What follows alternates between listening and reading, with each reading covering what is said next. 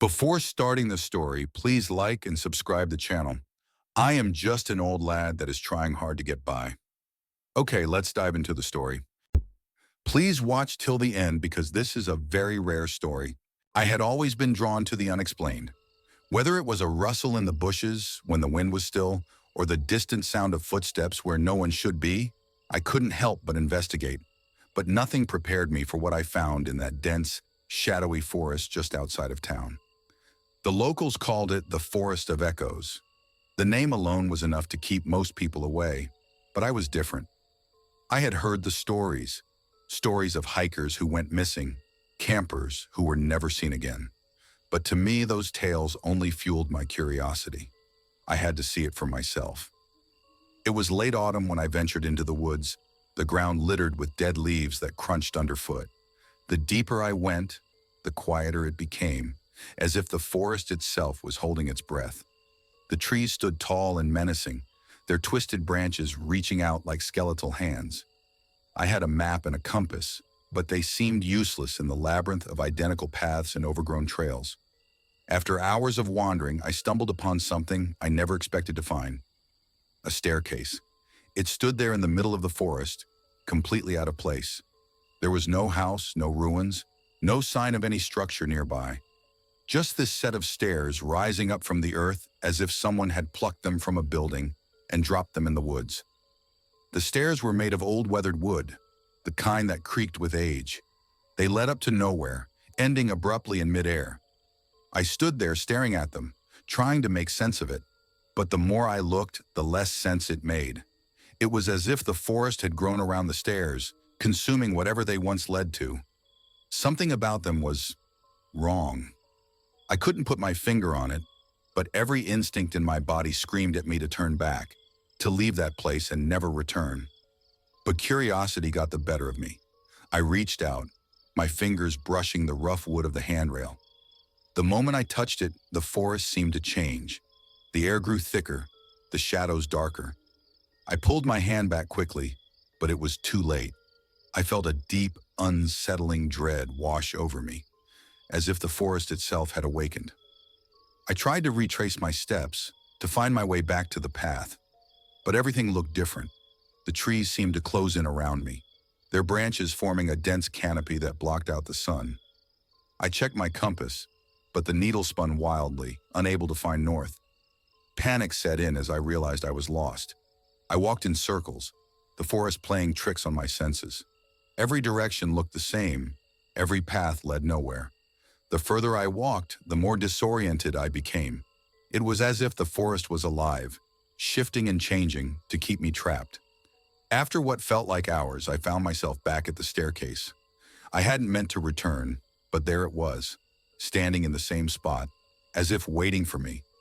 My heart pounded in my chest as I stared at it, trying to make sense of what was happening. I was now certain that touching the stairs had triggered something ancient and malevolent. The stories were true. Those who touched the stairs were never seen again. But it wasn't because they disappeared.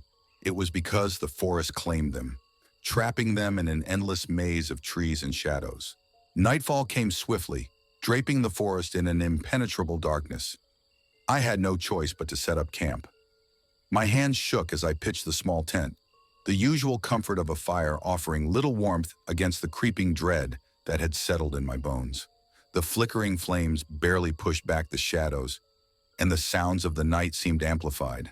The rustling leaves, the distant hoot of an owl, the snapping of twigs that made my heart race. I tried to convince myself that I was alone, that the eerie sensation of being watched was just my mind playing tricks on me.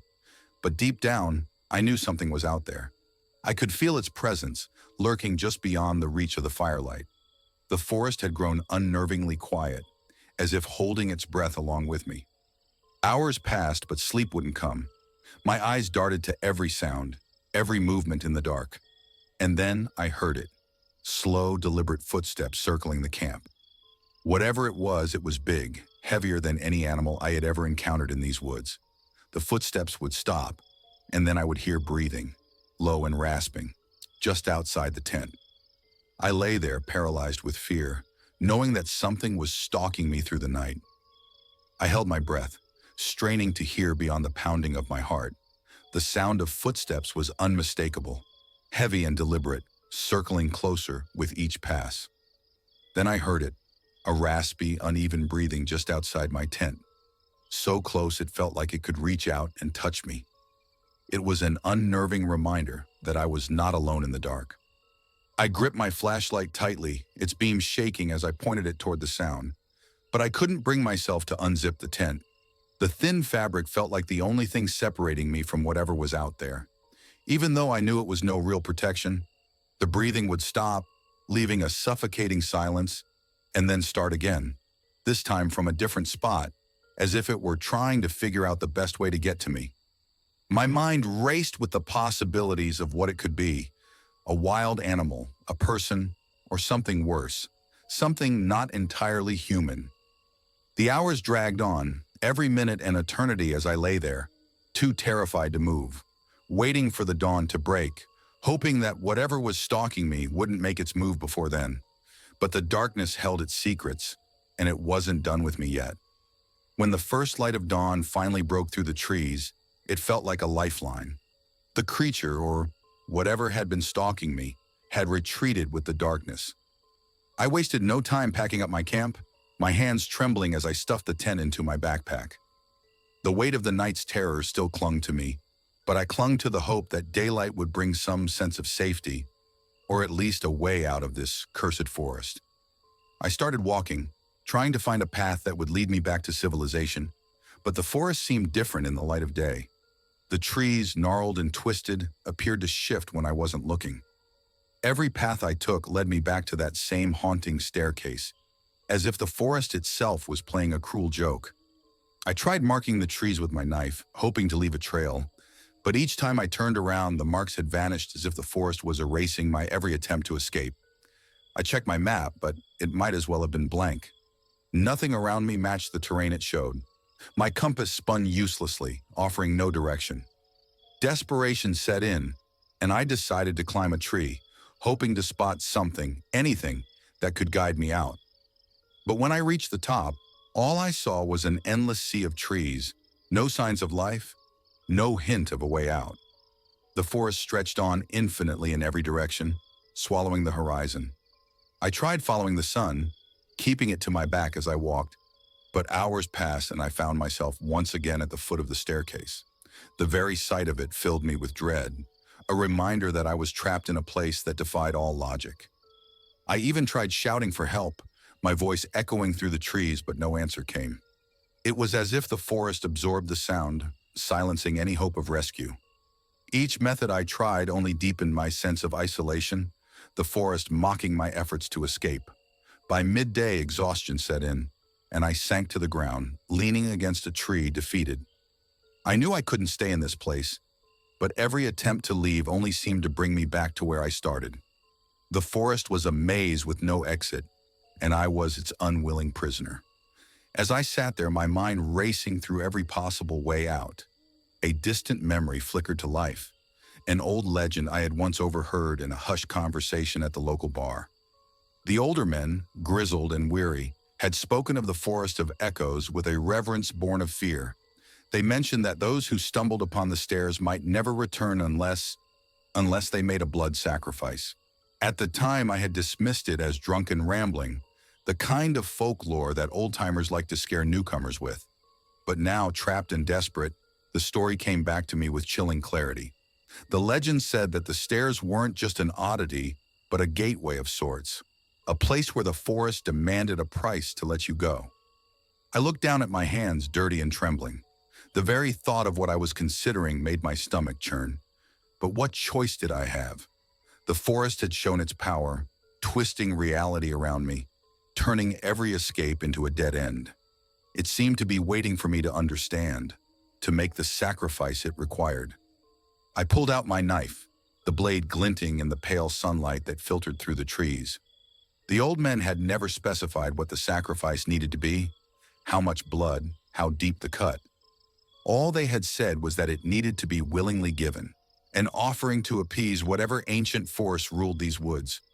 With a deep breath, I rolled up my sleeve and pressed the blade against my forearm. My heart pounded as the sharp edge bit into my skin and a thin line of blood welled up, dripping onto the forest floor. I closed my eyes, forcing myself to focus on the old legend, hoping that this would be enough to satisfy the forest's demands. The moment the blood touched the earth, the air around me seemed to shift. The oppressive weight that had hung over me since I touched the stairs lifted slightly, as if the forest was acknowledging my offering. I opened my eyes, half expecting the trees to part, to reveal a clear path out. But nothing changed. The forest remained silent, unmoved by my sacrifice. Doubt crept in. Had I misunderstood the legend, or was the sacrifice not enough? Panic threatened to overwhelm me again, but I forced myself to stay calm. I had to believe that this was the right thing, that the forest would honor the old ways. I wrapped a cloth around my arm to stem the bleeding and stood up, the knife still in my hand. I decided to wait, to give the forest time to respond. The air felt different, less oppressive, but the forest was still the same maze of shadows and trees. I started walking again, my steps cautious, half expecting to end up back at the stairs. But this time, the forest seemed to guide me. The trees no longer loomed as threateningly, and the path in front of me felt more defined, as if it was finally leading somewhere. I moved forward, my heart pounding with a mixture of fear and hope, knowing that whatever happened next, I had crossed a line. The forest had accepted my sacrifice, or so I hoped. The further I walked, the lighter the air became, and for the first time since I touched those cursed stairs, I felt a glimmer of hope. Maybe, just maybe, I had found a way out.